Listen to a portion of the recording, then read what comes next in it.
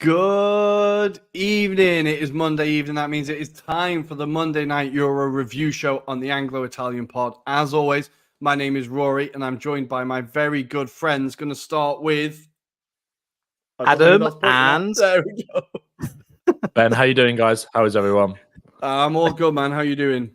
Yes, all good, especially after that result yesterday. I was about to say, have you calmed down? You calmed down from the result? I don't think I have, actually. I know it was only a draw, but I don't think I have. It was just so much more than that. But it was, yesterday was an incredible day of peak Barclays, wasn't it? So it was 24 goals across 5 games. Absolute insanity. I was very glad I picked Sunday as my designated day for football. Adam, how you doing, man?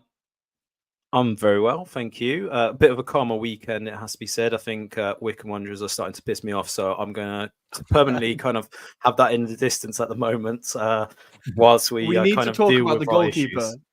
We haven't talked about the goalkeeper. I did share with Ben about the St. Pauli goalkeeper. I think that is better shot, but I think that tops it. Max Strick. Strick, I don't know what he was doing. He's done this kind of gamesmanship, shall we say, where he leaves it to the last minute for the attacker to kind of try and get like a foot in. On this occasion, he grabs it, but then he gets bundled to the floor and then drops the ball. So as you can imagine, scenes are Barnsley take the lead with like a minute of normal time to go. So we were absolutely gutted at that point. But less about the Wycombe. Let's talk about football in general. We'll move on. We'll move on. How was your weekend, Rory? Pretty good. Arsenal made me nervous at the end, but we got there in the end. The Alex's game was postponed, unfortunately, against Bristol Rovers. But if we do beat them, we get a nice trip to Carrow Road. So fingers crossed. The third round draw was made. Some tasty ties there. Northeast Derby. Liverpool got fucking Arsenal got fucking Liverpool even straight out of the hat. But not a bad weekend. Not a bad weekend at all. But we do have lots to cover today. We're of course going to start in the Premier League. We're going to start in Manchester. It was in Manchester, right? As Tottenham got an incredible draw against Manchester City. So Ben, you'll be able to bask in that. We'll be talking about madness at Anfield in what was a game that surprised me and I think many others with a 7-goal thriller. We'll be talking about Manchester United and their saviour appearing on television to rescue the day. And then we'll be finishing with a little bit of just a general roundup, Aston Villa, a bit of chat about Arsenal maybe. And then, of course, we'll be going to Serie A, where Inter made it look easy against Napoli. And Pioli lives to fight another day, which is the most predictable thing ever. So we will be talking about that. But let's start, Ben, down in Manchester, as Spurs love playing in Manchester. They just love Manchester. Why is this? It's incredible, isn't it? We've just seemed to have this weird hoodoo over them now, and it's just like ever since that Champions League quarter-final, they've not been able to beat us, or they've beaten us a couple of times, I think, here and there. They beat us last season, but even then they did their best to fuck that up. We were 2-0 up in that game, and they came back and won. And I think that was almost like weirdly the turning point for them a little bit last year. It was kind of like that was a real wake-up call.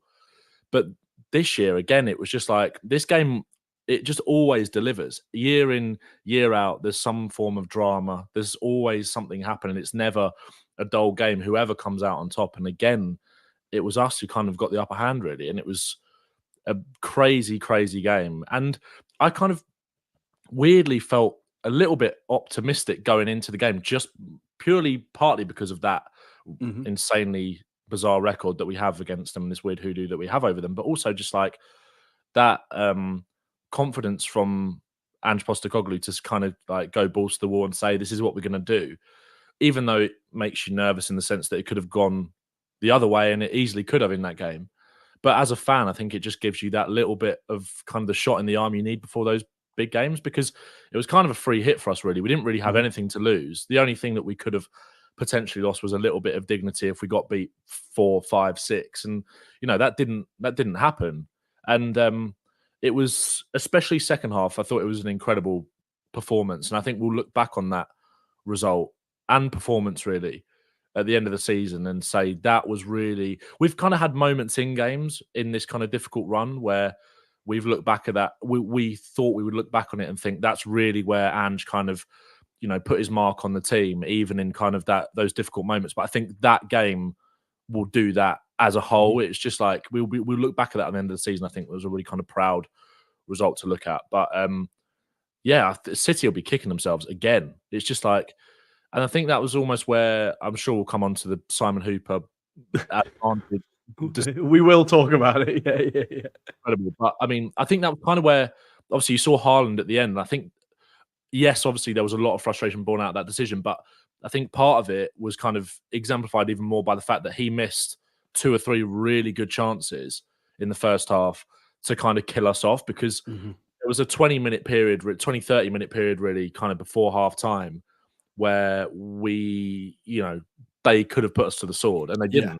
I think that's almost where that frustration gets borne out of even more. But it was brilliant. It was. Well, this is something I wanted to ask you about, because going into the end of the first half, as you said, like Ange ball wasn't really working, right? And I like the commentators. I was getting bored with hearing them scream out like Ange needs to be more pragmatic. He needs to be more pragmatic. This isn't going to work. Yeah. Now, obviously, at halftime, he brings on Højbjerg for Bryan Gil, who I think had a pretty difficult evening all round, to be honest. But do you think this is a bit of redemption for Ange? Because even though he had to bring someone into that midfield, but he still didn't change his principles and he still got the result. He still stuck to it. Do you just think this is redemption for him? Yeah, massively. And I think, you know what, I was kind of thinking about this earlier about the whole Carragher Neville thing. I wasn't watching the game at home. I was watching it in a bar. So the commentary was quite quiet.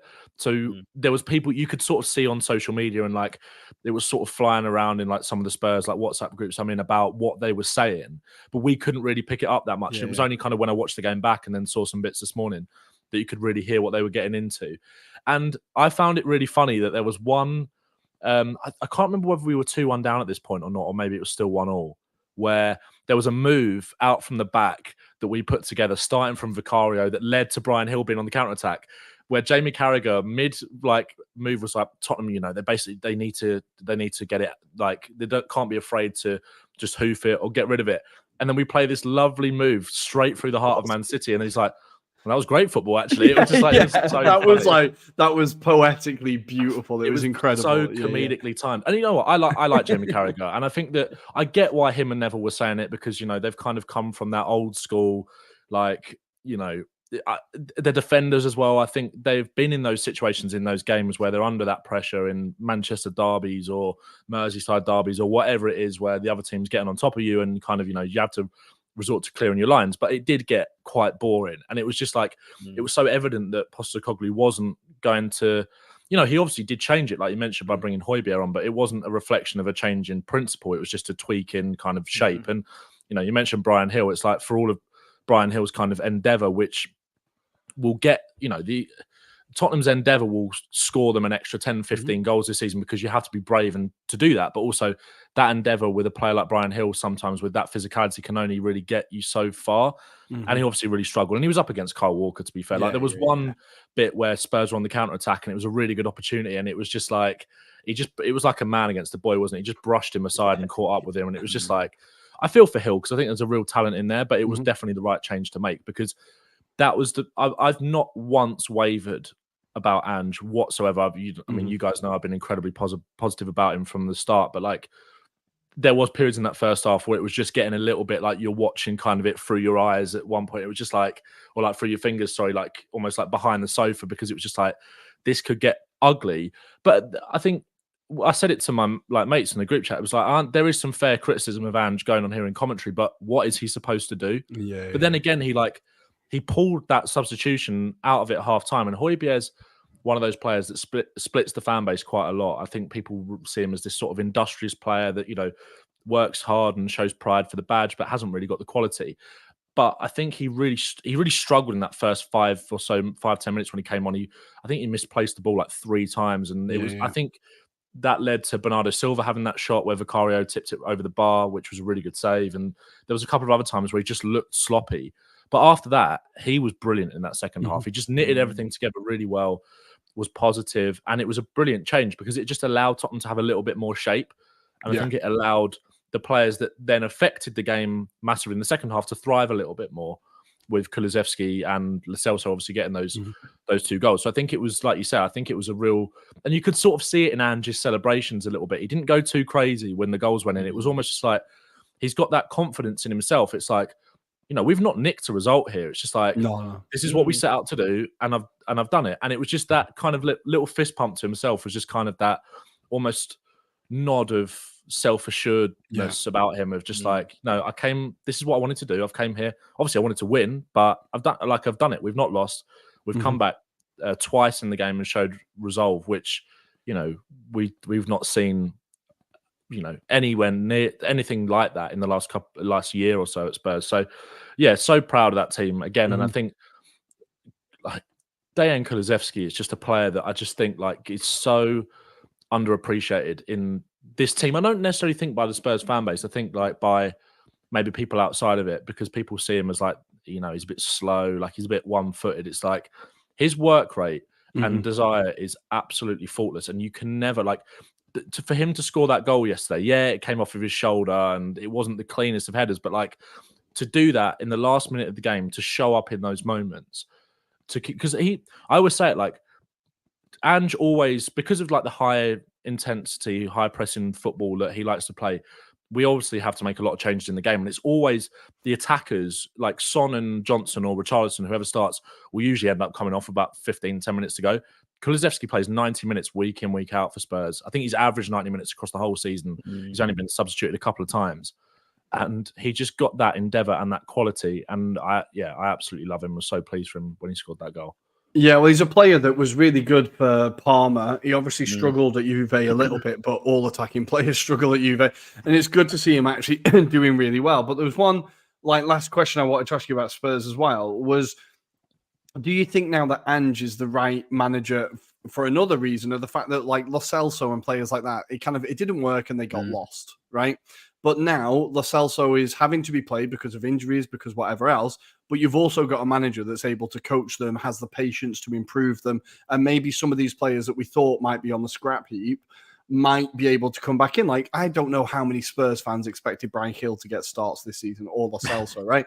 But do you think like Ange will be able to kind of improve this squad more? 100%. I think we really saw, Ange kind of came in the summer with this idea of like, clean slate for everyone. I want to have a look at everyone, and then basically, if you don't impress me or you let me down, the players that have left Tottenham are the real players that, like Ndombele, that he didn't think he could get anything out of.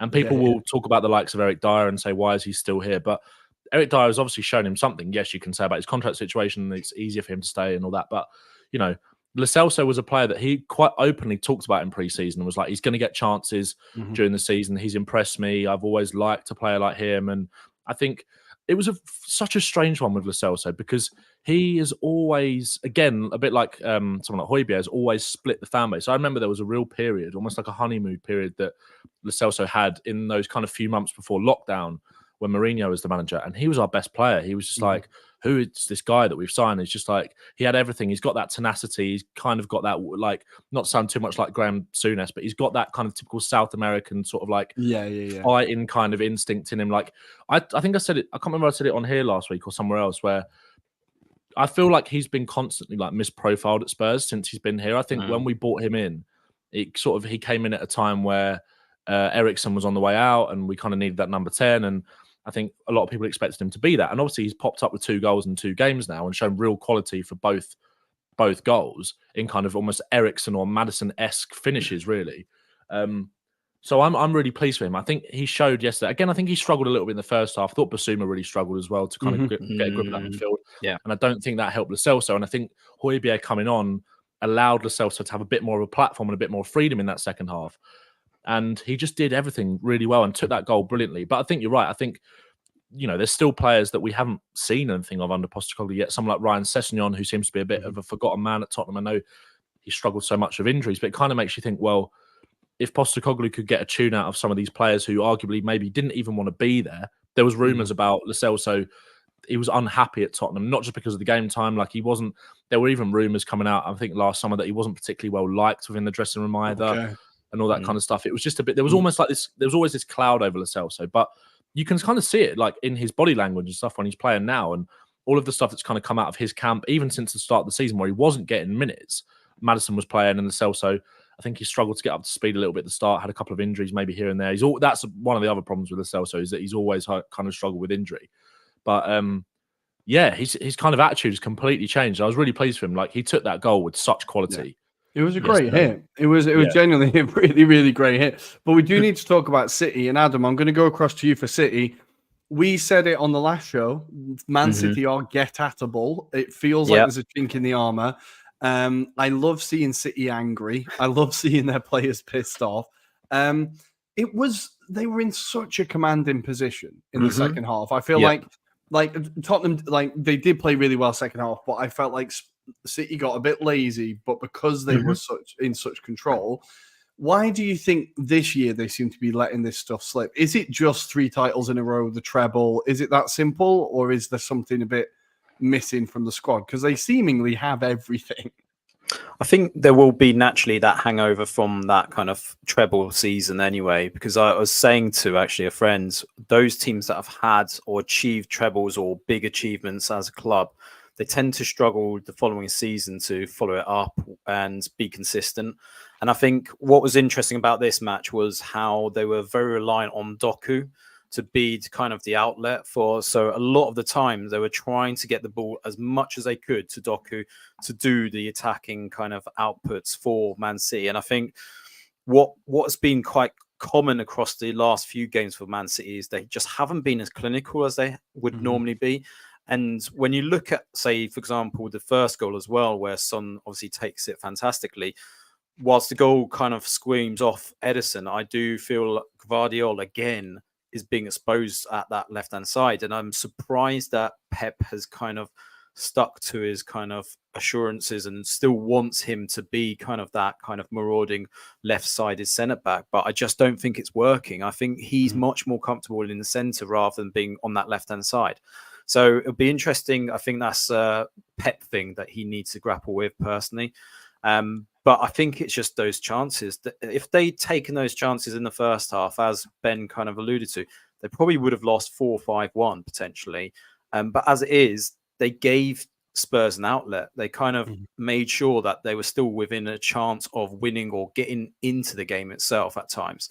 So I think from that point of view, that's where they just haven't been as consistent. Is just the fluidity in terms of their style of football versus last season. I would say some performances this season haven't been as up to par as last season as well. So I think across the board, I mean, the obvious one is Haaland, right? I think obviously his chances that he should have taken, but I kind of go, he's still young, he's still learning, he's still maturing. So I think that he's got that on his side, but he's going to be highlighted and more magnified than ever because these chances look seemingly very easy and he should have maybe taken at least one of them. So it's an interesting dilemma for Pep because I don't know necessarily if he's ever experienced that in his coaching career, especially across like Barcelona when he went through that transitional phase with them as well. So I think this is going to be interesting to see how he approaches it. I think he's going to stick to his guns a bit like Ange has and, stick to that philosophy. I think that's the way you breed that confidence. And you can see that's how it's working at Spurs, for example. I think there is going to be that bit of pragmatism that I think he will instigate, but I think he's not going to change the personnel very much. I think he might just tweak the way they play things. And I think that's necessarily how they're going to do it. Obviously, they're the best at possession. And if you look at the XG, for example, yesterday, far outdone Spurs, but Spurs were more clinical. That's the difference. And that is why they get at the ball, as you call it. Yeah. No, I think you're right. I'm really surprised that Nathan Ake hasn't been brought in to replace Guardiola at this point, because I feel like Ake had such an incredible season last season. He was genuinely one of those, like, just City always have these random players that are just really good, like a Kanji or whatever. They're not the big names, but they're incredible. Yeah. Like Gundogan, I felt was that for a while, and Ake last season I thought was outstanding. So I feel like I'm surprised he's not come in to replace Guardiola, but I'm all for it because it's giving someone a chance at running at something. And between Arsenal and Liverpool, we need to be capitalising as much as we can while he figures his shit out, and just try and get like 10 points clear while we can, because it's the only way it's either of us are going to win it. But we're going to leave that game there. Incredible scenes.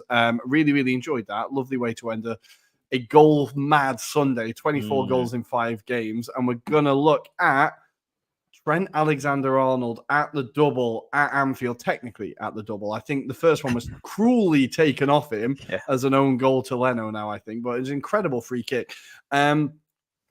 This game was unbelievable. It was fantastic. I really enjoyed it. Fulham have gone from a team who seemingly was struggling to score, and yesterday it looked like every time they got forward, they were going to score. Like, now we'll talk about Liverpool's defense, but Adam, I'm going to start with you first. Do you feel like Silva's starting to turn it around with Fulham? There seems to be a bit more promise. It looked like they were getting sucked into, I know they still lost here, but the performance overall showed a lot of promise, right?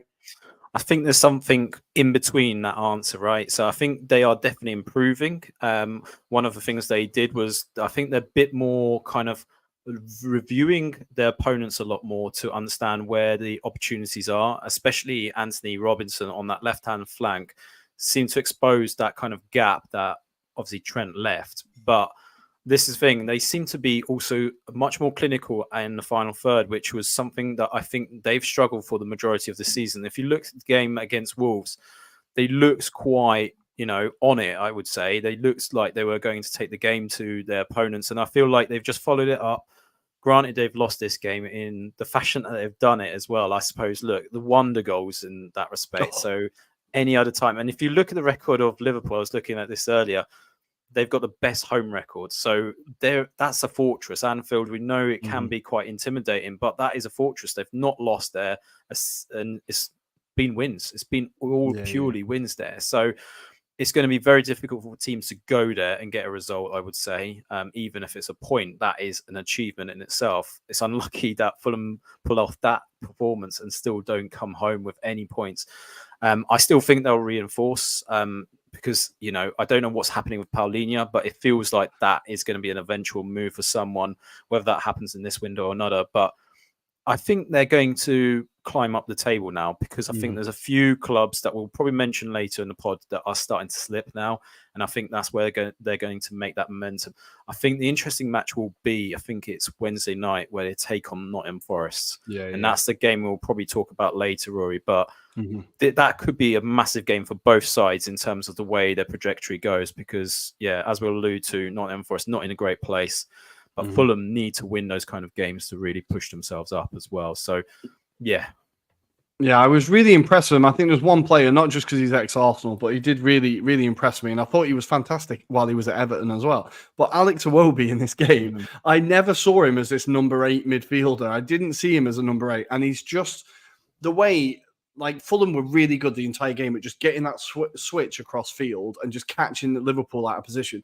And Iwobi constantly just held the ball, like, managed to buy himself a bit of space, get that pass off, and he was just a really good outlet the entire way through the game. I was really impressed with him. I'm really happy to see him doing well, and I feel like Marco Silva really, the game plan really worked. But Ben, I'm going to go to you for Liverpool.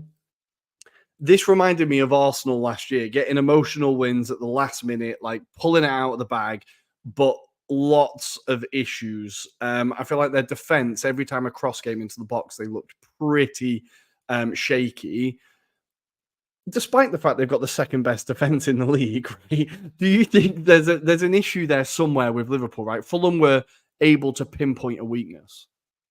Yeah, to use your phrase, they are get-atable as well, aren't they? Liverpool.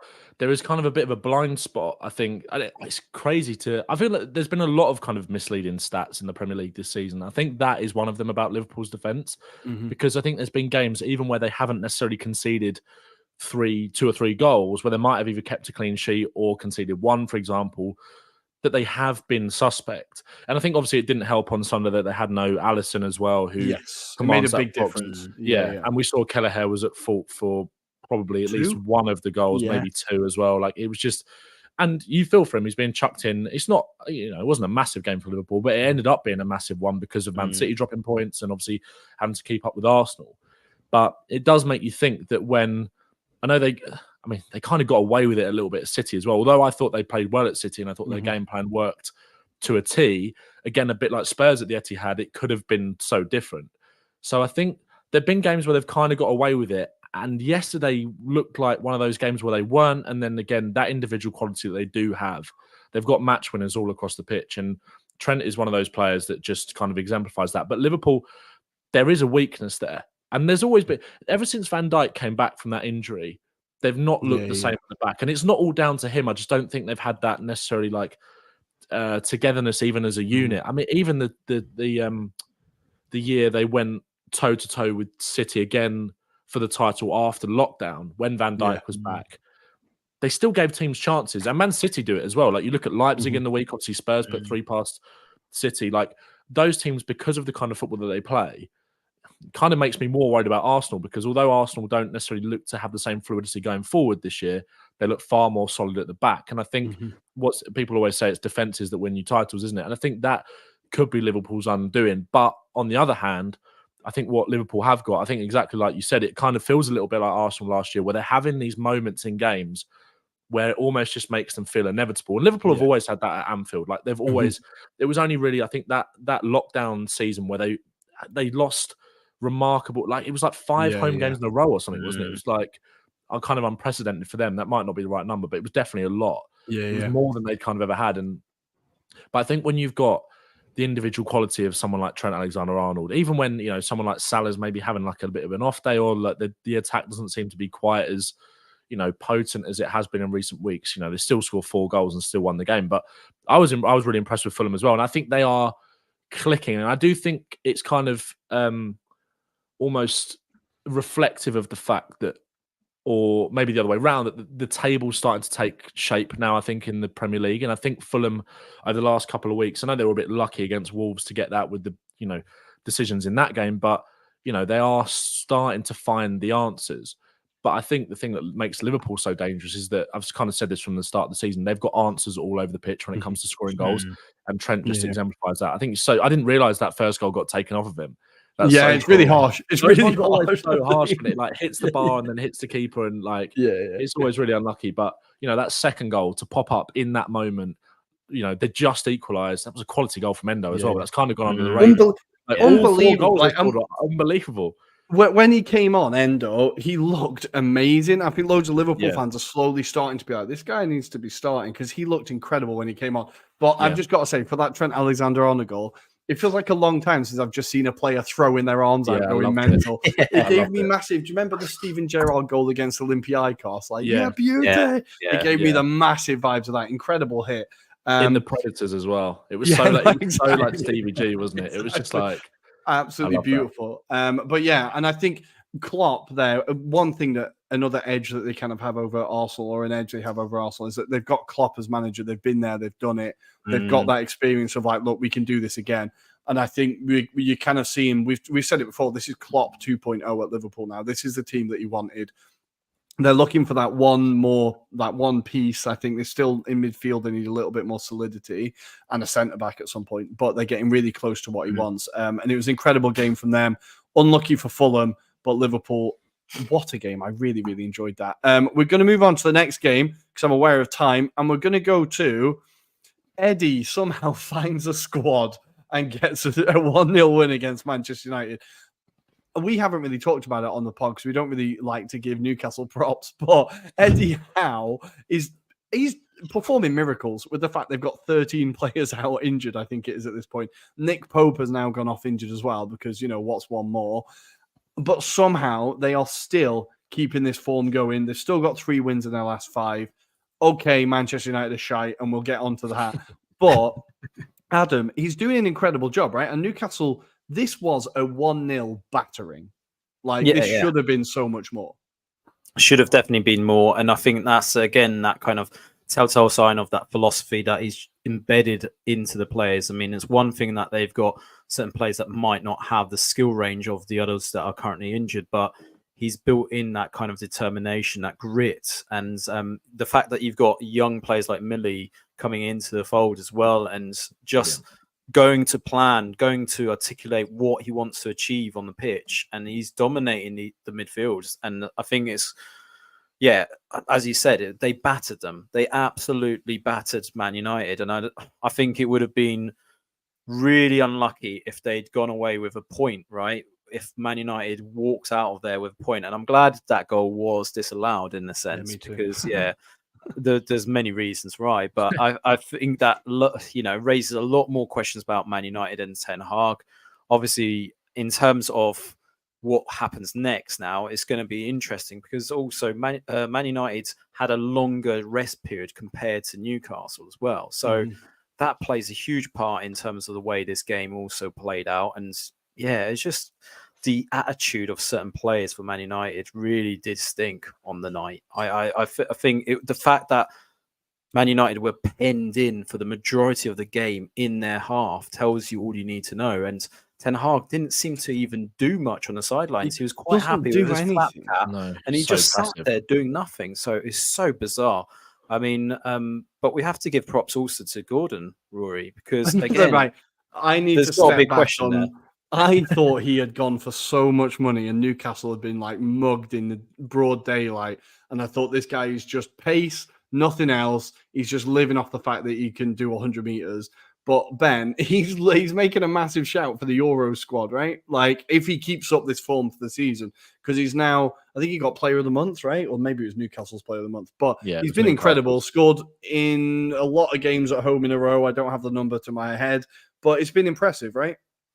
Yeah, he's been super impressive. I was kind of the same as you. I always liked Gordon, but I did think it was quite steep in terms of the fee. But it was one of those ones where, like, I always felt that he would do well at Newcastle, even if it didn't immediately kind of click, because they haven't got much. Their recruitment has been pretty spot on ever since Eddie Howe's been there. And I think it seems as if they kind of, yes, they've spent a lot of money on certain players, but it kind of feels like they only buy they're not buying players for players' sake. They're buying the right player with the right attitude. And I think there was always like a lot of stuff thrown Gordon's way about maybe being petulant or whatever it was. Like, I never really saw that. I remember watching him. There was a game where Spurs beat Everton handsomely. We beat them like 5-0 a couple of years ago under Conte. It was when Lampard was the manager the season they escaped relegation the first time. And they were dreadful, absolutely dreadful. But the one bright spark was Gordon. He would just, I remember it was probably, I think it must have been the first time I'd ever seen him live. I've seen him on TV for Everton and certain things, but it was the first time I'd ever seen him live in a game. And he stood out by a mile. And that was always kind of reflective of where Everton were at that point. But I always thought there was something there.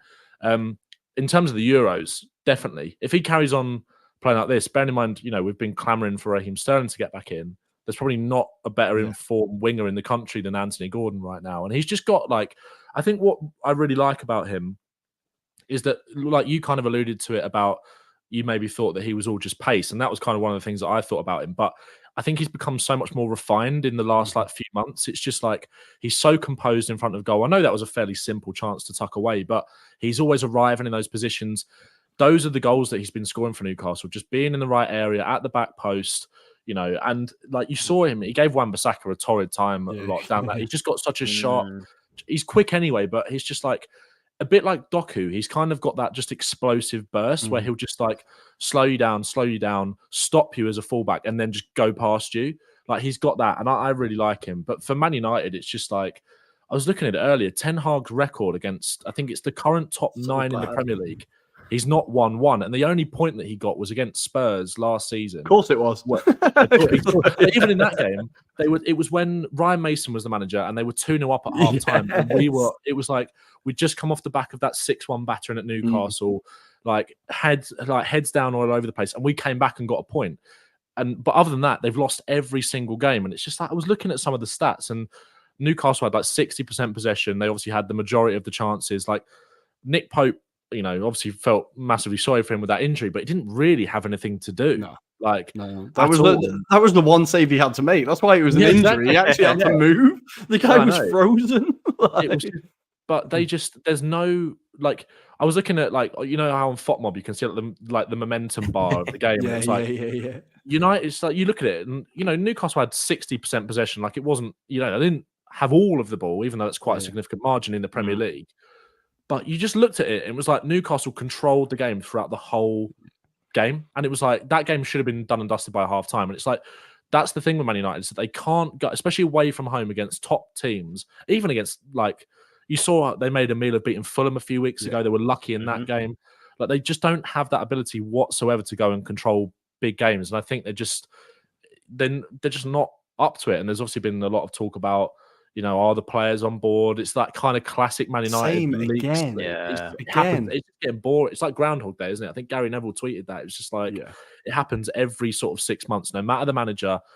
But I think ultimately, I kind of feel like the buck kind of stops with him in this. I know there's always other issues going on at Man United, but you've got a really a decently talented group of players there, and you're just not getting the best out of them. And I think, where do they go from here? Yeah. Well, thankfully, there is one man.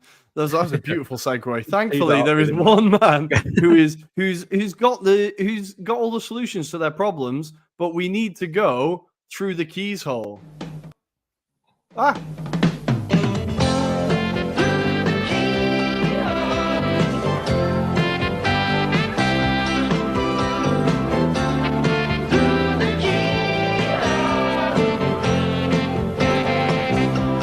Please, it was just banter. Oh, I've missed it. That's Incredible. Maybe you'll be getting that excuse out again. It was just banter. But Adam, thankfully, Richard Keys has come to the rescue with a 5-year plan for Manchester United, which usually involves him being paid as CEO, which that's the piece to resistance, I'll be honest. But Adam, walk us through this plan before we go through Dwight Yorke's reaction. Almost spat out my water as I was thinking about it. But yeah, his 5-year key role in this is basically he would sack Ten Hag, which most people agreed. I'm on board with that, which is fine. But he said if he couldn't get the replacement straight away, that he would bide his time and then make sure he's got someone to directly replace Ten Hag, which is sensible for Kesey, right? Yeah. He lines up his women in the same manner, I'm sure. But calm, methodical. Anyway, he would then allude to bringing in or trying to tempt Xabi Alonso and give him a 5-year contract at the same time to do as he will and make sure he just brings success. He would give him all the money to support him, and it says it doesn't matter if you screw up in the first season. So basically, if you take us down, don't worry, Xabi, it's fine. We'll come back up, won't we? We'll be fine. So. That's where the astonishment of Dwight Yorke and his blank expression alongside Jason McAteer, like confused. What the hell is he going on about? But if you make Jason McAteer look like the sensible person in a room, you should know that you are either in the wrong room or you're saying the wrong thing. Because Jesus Christ, that's the first time I've ever heard that guy speak any level of sense. But Ben, can you think of any potential clash of interest for Xabi Alonso joining Manchester United? Surely he'd jump at the chance. Yeah, you'd think so. Like, it's a massive opportunity for him. Why would he not go to Man United? Obviously, it's this is as Roy Keane would say, this is Manchester United. Man United we're talking about. Why would you not? Exactly. It's just he's always got the answers, isn't he, Kesey? He knows what he's talking about. It's just like, Kesey at the wheel. They'll be absolutely fine. Exactly. I absolutely love it. Absolutely baffling. But United fans, if you needed a little bit of hope to hang on to, you can always go out to Qatar. What do you call it? The atom that dared to dream, I think, is Kesey's quote, which is just the guy's incredible. But yeah, Manchester United are in a mess. Marcus Rashford getting a lot of stick. He was compared to Anthony Martial, which I genuinely thought was a bit harsh. I was like, oh, God, calm down, Cara. Like, let's not go overboard. But watching his performances recently, it's kind of hard to not agree with that a little bit. I think it wasn't even this game. It was the game beforehand, maybe, in the Champions League, was it? Where he just stopped making runs back. Like, the man beat him and he just stood there and kind of trotted. But as we said, it's just kind of endemic of every player at that club, really. I can't see anyone there who slightly gives a shit. And you're looking at another player like Kobe Mainu, who's really exciting, and and you just wonder what's going to happen to him. Like Garnacho, you just wonder where the hell they're going to find themselves because the buyout for United is supposed to be this week, but they've been saying that for months. Like, it's just there's so much uncertainty, but I'm all for it. Good. Let them continue in this inertia. I'm quite enjoying it. We're going to move on, though, from Manchester United to Newcastle.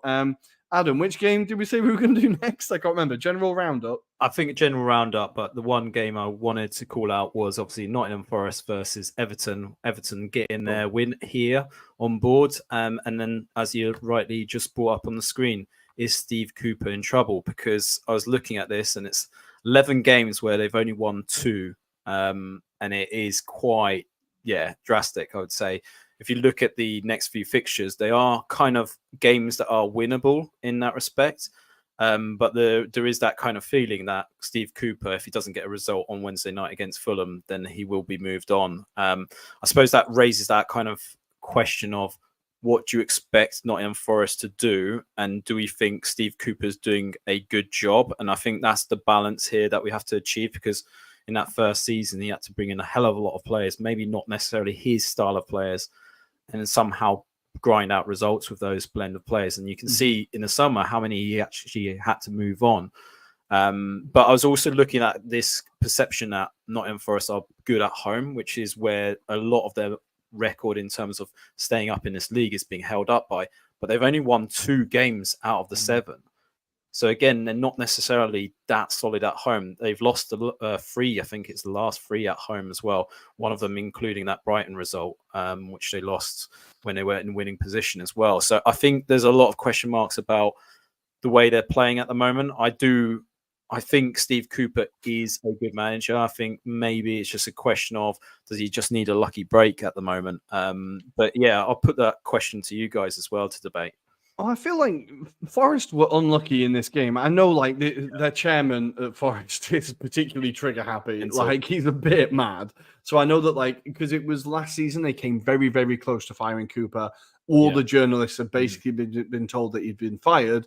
And then the next day, it was released that he'd signed a new contract. And it was just like he'd had a change of heart. So the guy is very, very, very unpredictable. I personally think it would be the wrong decision to sack Steve Cooper. I think he's doing a good job. Obviously, they're in a bad run of form, but you look at the teams below them, the only one that's creeping up is Bournemouth, who are creeping up. But Forest to still have a 6-point cushion there. I think that's enough there that you can find some time to turn it around.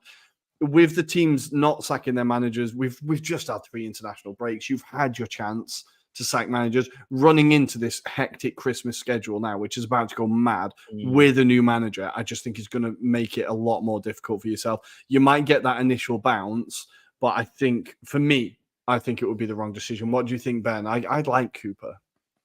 Yeah, I'm with you. I really like Steve Cooper. And like you said, obviously they came very close to getting rid of him last year. And I think you saw how the Forest fans reacted off the back of that. And they were really happy that they'd stuck by Steve Cooper, the board. I think I really like him. He's got like a kind of infectious personality. I think he tries to play, like football in the right way, although it's not kind of clicking for them at the moment.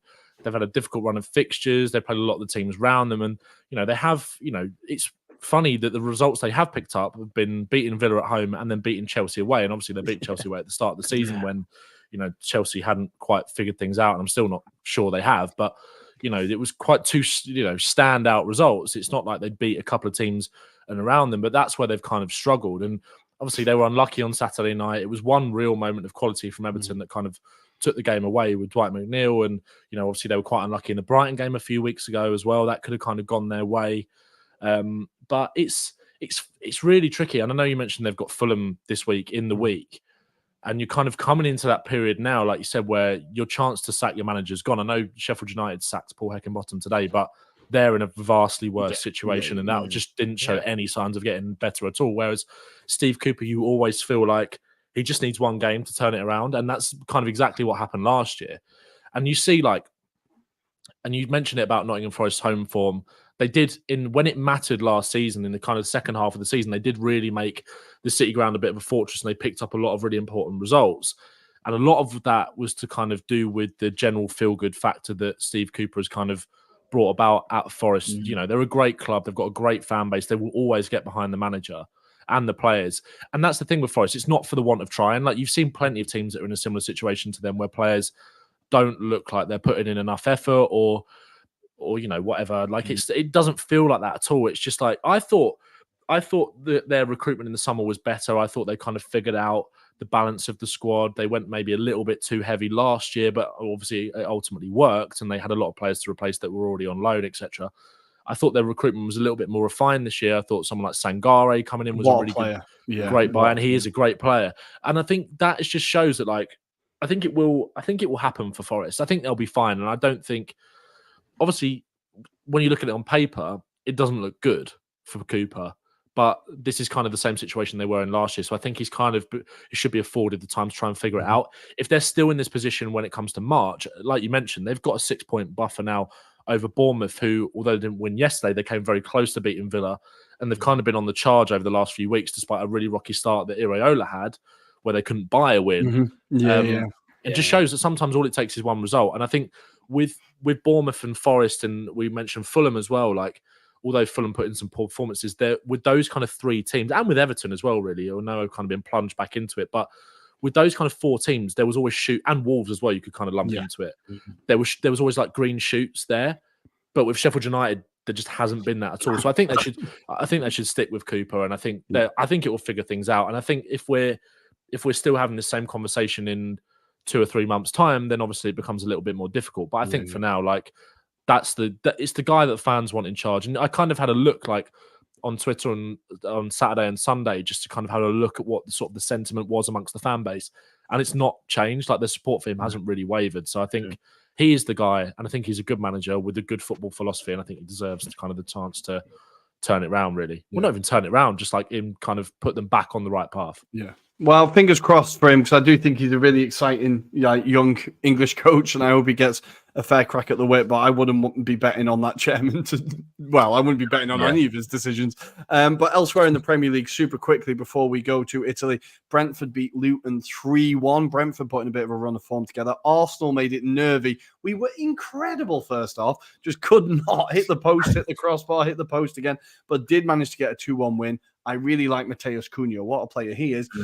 Burnley absolutely embarrassed Sheffield United 5-0. Ollie McBurney with one of the stupidest sendings off of the season. I could not believe that from a club captain, right? Or vice captain. Heckingbottom looks like that's his last day in charge. Company I think he enjoyed that quite a lot. I was like, it's Sheffield United, eh? Let's not be too excited about it. Chelsea went mental against Brighton, tried their hardest to throw it away, but managed to hold on. Conor Gallagher, did you see that tackle? Yeah, that was horrendous.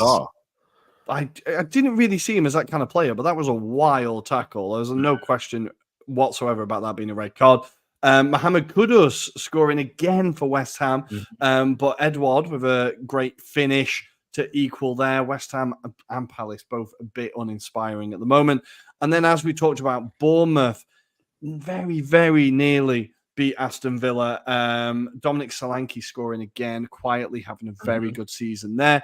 But of course, Ollie Watkins in the 90th minute with a glancing header to rescue a point.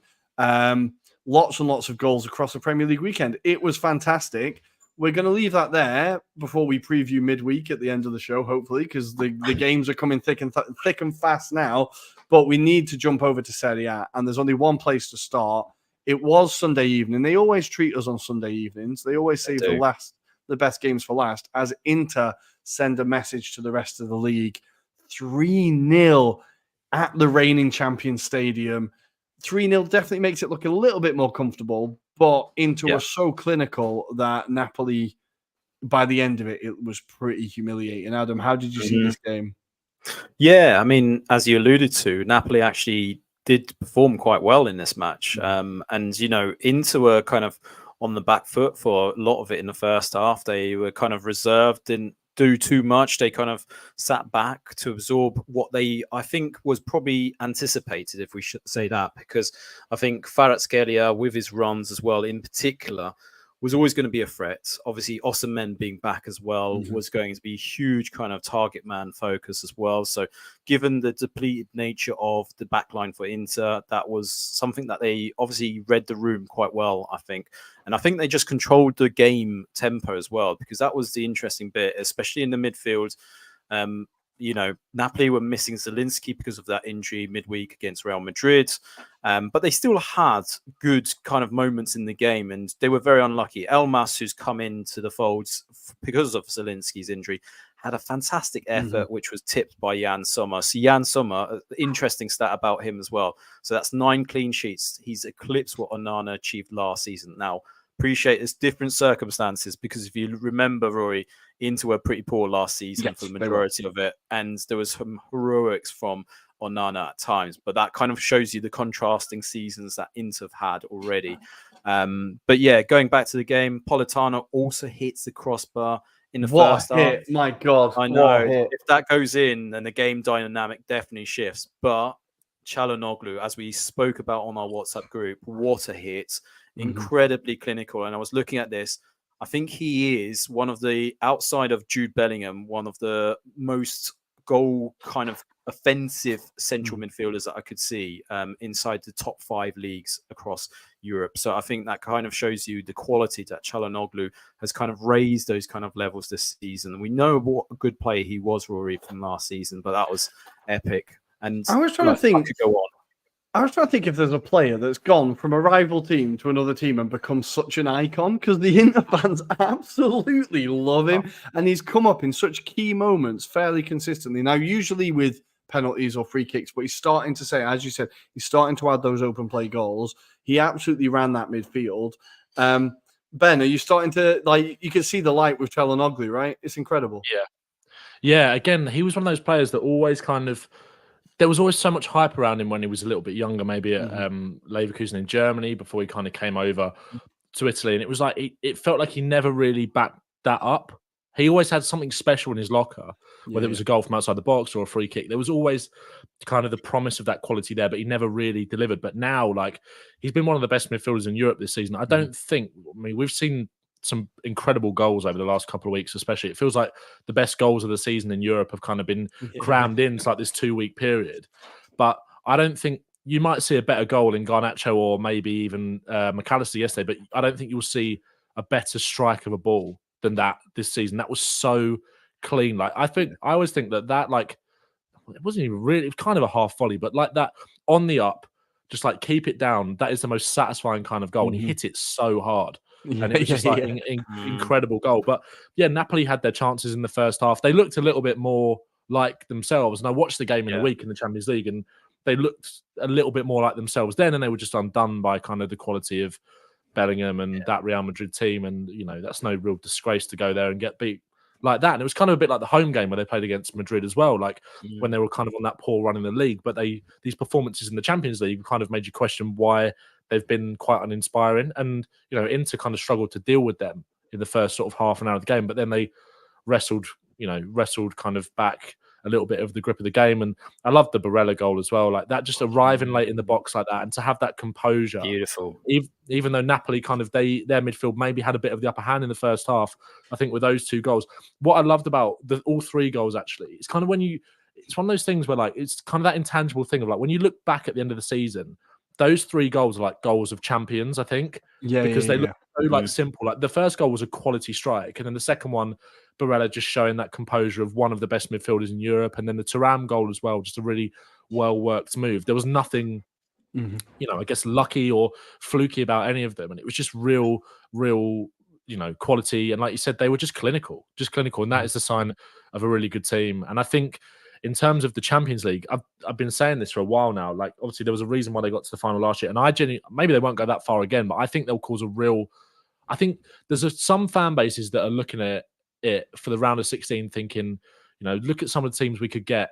I don't think anyone will want to play into Milan. I think you're quite naive. It's an easy draw, or you should expect to beat someone like that, because they've been brilliant this season. And although they maybe weren't necessarily at their best just there, Napoli looked a bit more like themselves and were unlucky at points. That was just an incisive, clinical displayed. It was a clear message with Juve getting that last gas win after nearly throwing it away in Monza. I think this was the chance for Inter to be like, right, we need to tell them that we're not going anywhere. And I think we're seeing a team evolve, but more importantly, we're seeing a coach evolve. And I feel like Inzaghi, you can see him learning. You can see him learning lessons. And if you look at his record in the big games when he first took over the club, he was losing to Juve, he was losing to Milan, he was losing to all those big battles. And now they just do not lose those games. Like, they just turn up and they at least make sure they get a point. And if they don't, they're taking all three. And I feel like Inzaghi is really improving his management. His in-game management is great. His substitutions usually always work. I think, again, when he first took over, there was a lot of like, why did he make that substitution? His paranoia of taking off players once they had a yellow card, no matter who it was at what time. Like, so you can see, but now his substitutions make sense. He manages the game really well. I think De Vrij coming off injured was massive because he's one of the few defenders that they have left, for one, but also one of the few defenders that can actually progress the ball from defense and like pass it out. But he handled that well, bringing on Augusto, which looked like a weird move, but then just shifted everyone across and it worked. And I think we're really seeing him. He wants this and he's going for it. And you can see this team absolutely charged. And I think the last thing on this, Barella has had a very slow start to the season. He has been quiet. He has been hot and cold. That performance was his best performance of the season, without a doubt. That goal, I screamed like a little girl when that goal went in. It was just incredible to watch. And yeah, an unbelievable performance. But I think, talking about Napoli very quickly, they did look more like themselves. Mazzarri has got them playing that quick football, a bit more attacking. But, and Adam, I'll get your thoughts on this. They feel like they're becoming a team that rely on moments. They're not a team that's going to be able to dominate any game, really. It's just going to be, can the players we've got come up with quality?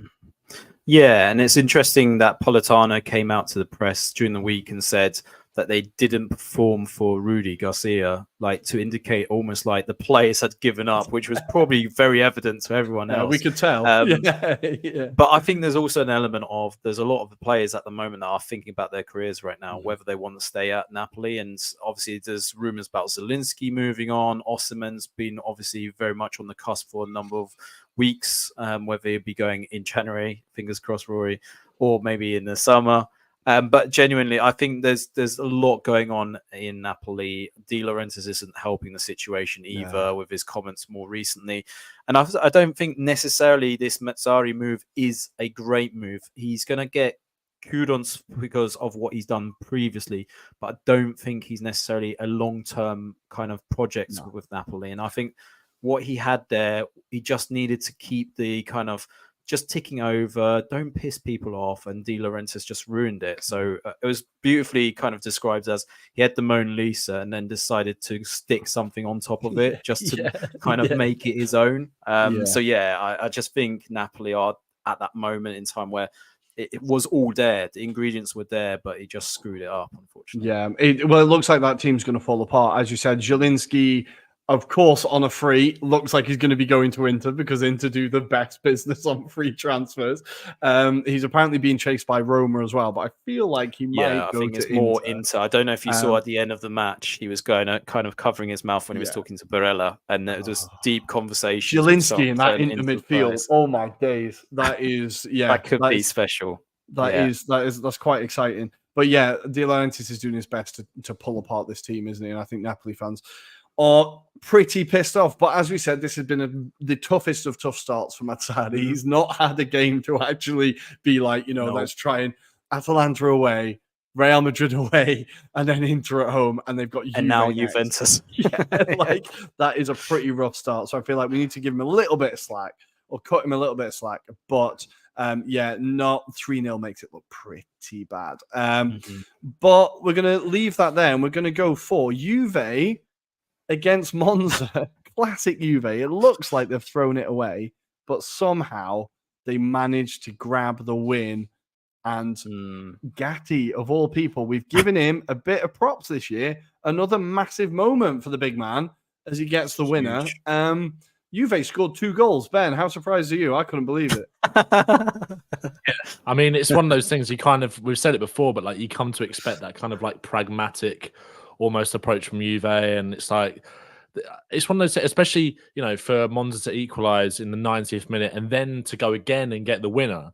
It kind of just felt a bit uncharacteristically. It kind of almost felt like a bit like the old Juventus, but not the Juventus we've seen in the last few years. So I was quite surprised, but for them to do that kind of just even further maybe establishes the credentials that they do have, even though I think Inter look more comfortable with that kind of pressure. I think in almost like being in the box seat. I think Inter, bear in mind they won the title a couple of years ago. Like they've kind of, they're happy to wear that on their shoulders.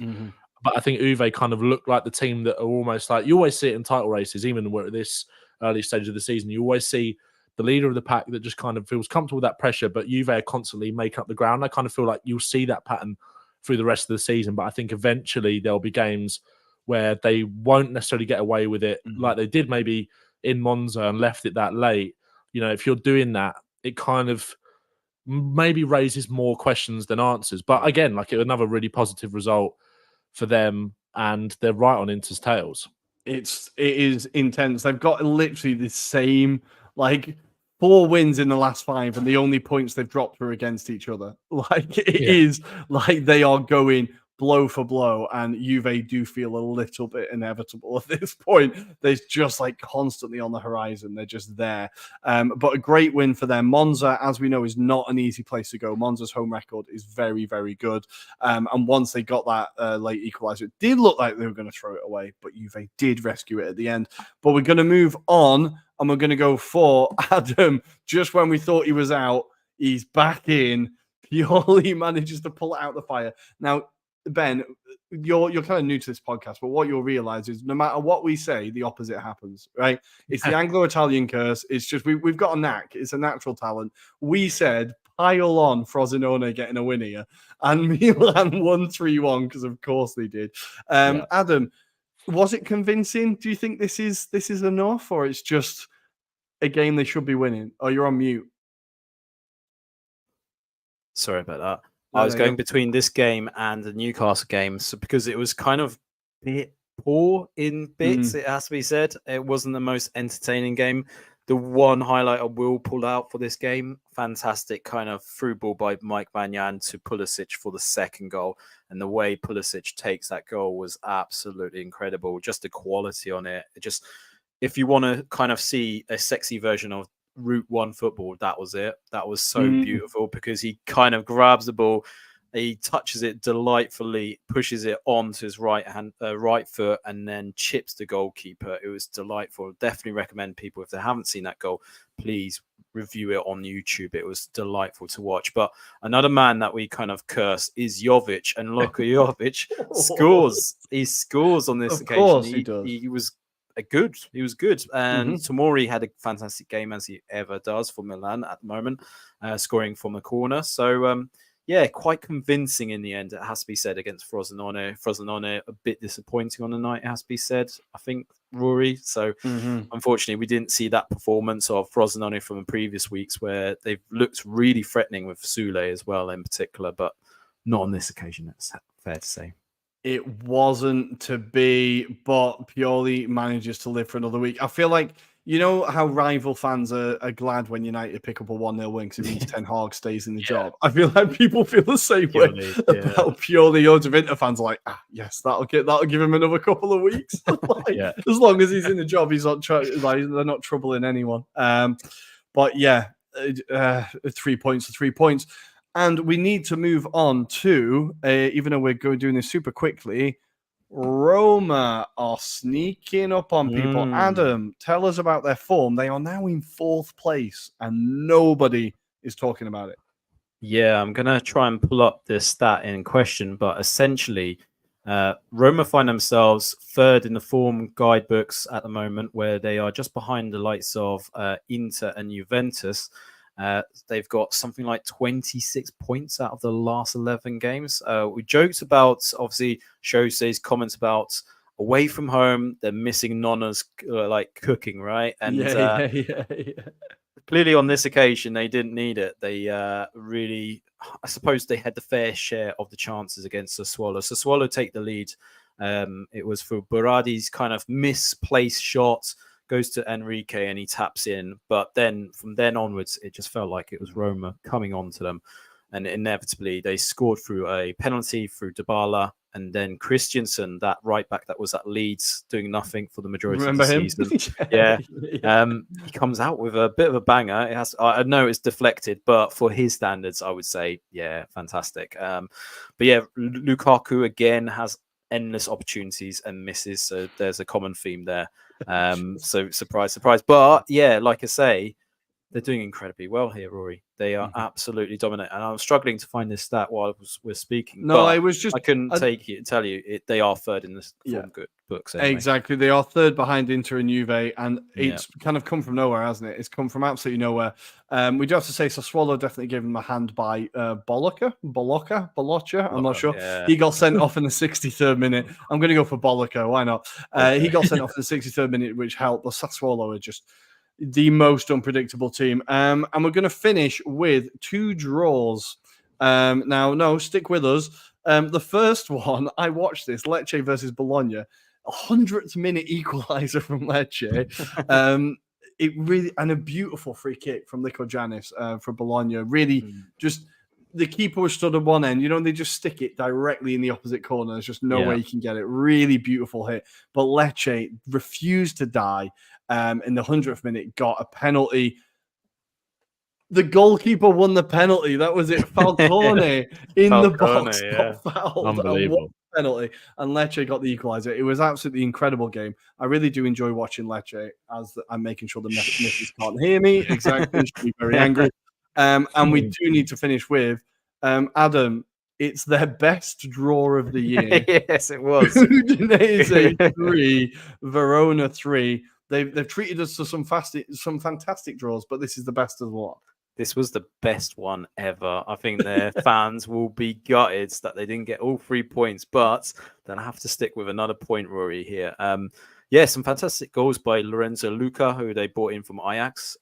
So, yeah, again, he's starting to prove his worth. I think they're getting some consistency. Cabasele as well. Fantastic kind of back post kind of finish as well. But inevitably, they let in Hellas Verona. And Verona haven't been particularly brilliant. I said a few weeks ago, I think it was very evident that they're going to go down. But on this showing, they brought themselves back into it. And our friend Thomas Henry turns up to score the equaliser after some good moves in this match. I have to say, I think it's the second goal for Hellas Verona that was in particular. Was it an overhead kick?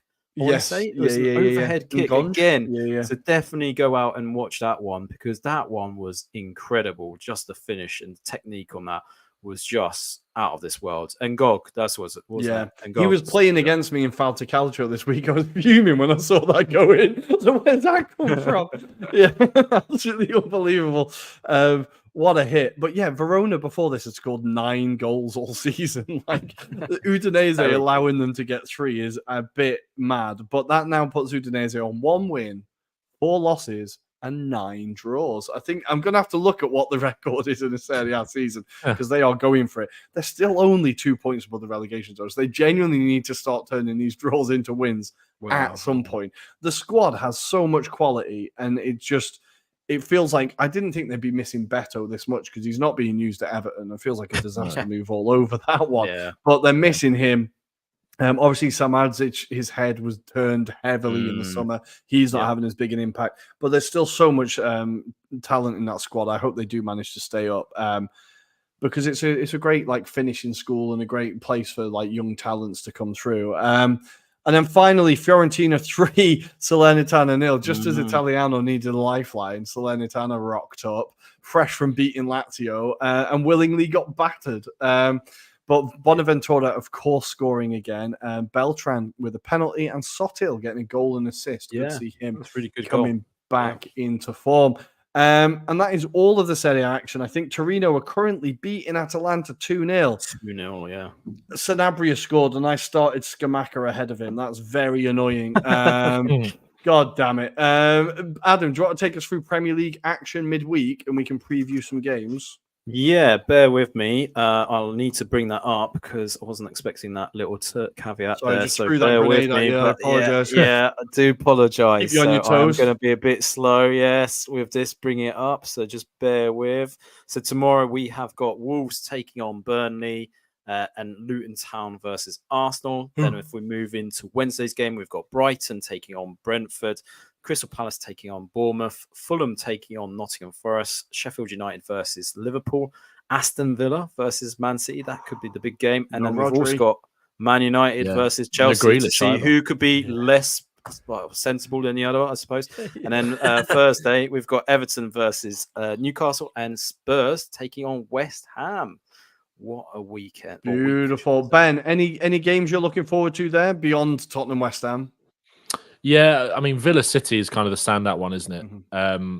That, especially again, like you said, with no Rodri for City, he's suspended. Grealish suspended as well, but Rodri is obviously the bigger miss. So it'll be interesting to see if they can kind of go there and have that kind of. We've seen it in games without Rodri. I think they didn't have Rodri against you at the Emirates, did they? Or there was a couple of other games as well. And it was just like there is an obvious, for all the quality that City have got going forward, and that is kind of an embarrassment of riches across that front line, who, regardless of who plays. Without Rodri, they aren't the same. And Villa, obviously not the best performance at the weekend against Bournemouth. It felt like that could have easily gone the other way. And obviously Watkins coming up with a 90-odd minute equaliser. So, and I think Villa, especially at home, will be bang up for that as well, to kind of really cement their place as challengers for the Champions League, and who knows, potentially even beyond that. But I think that's probably the standout game. I think Man United against Chelsea, it's like, on paper, it's like that seems enticing, but I'm pretty sure like they're on at the same time. It's the Amazon week, isn't it? So it's like there's games that are on at 7:30 and then 8:15. I'm not sure like if those two clash, but like that feels like Villa City feels like the game to watch. I think Sheffield United, Liverpool. I think that'd be really interesting to see how Liverpool. I think Liverpool could really put them to the sword without like obviously kind of who knows who's going to be in charge of Sheffield United by that point. So it's like it'd be interesting to see that. Luton Arsenal, I think, will be interesting because I think obviously you'd imagine Arsenal's go out and win, but Luton will be quite nervous about it. Yeah, quite nervous about it. Feels maybe a little bit of a banana skin, that one, does it? I mean, the second they got promoted, I was like, "Well, we're going to lose at Kenilworth Road." I've already accepted that. Like someone has to, don't they? Exactly. So why not us? Why not us? Yeah. I would say about Manchester United Chelsea, that game is always 0-0 or 1-1. It's just a worse especially at game Old Trafford as well. It's always crap. It's always terrible. So I would say avoid that one, and two bloody shite teams. But yeah, I think we're going to leave that there. I think Everton Newcastle as well is going to be a bit of a mad one. But we're going to leave that there. Thank you for joining us, guys. Thank you for joining us again, Ben. Great to have you back as always. Of course. Even if you didn't like the show, hit the like and subscribe button. Do us a favor. And we will be back on Friday to review all the midweek action, talk about the Premier League action. It's coming up to Christmas, guys. It's about to get busy. Are we ready? Yeah. Lots of football. Isn't it? It's going to be madness. Well, thank you very much, guys. You can find us on Twitter at Italian Anglo Pod, on Instagram and TikTok at Anglo-Italian Pod. And we'll see you on Friday. Thanks, guys. Ciao, ciao.